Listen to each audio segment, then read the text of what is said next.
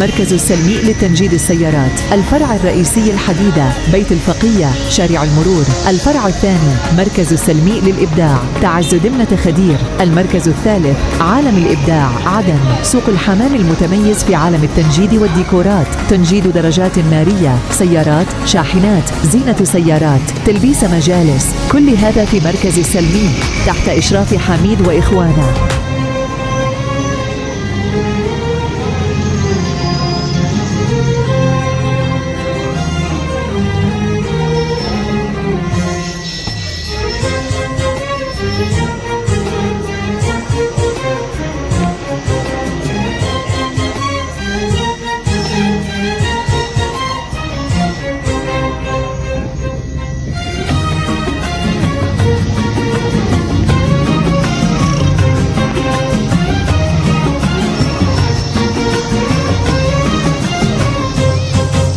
ما في أحد مرتاح،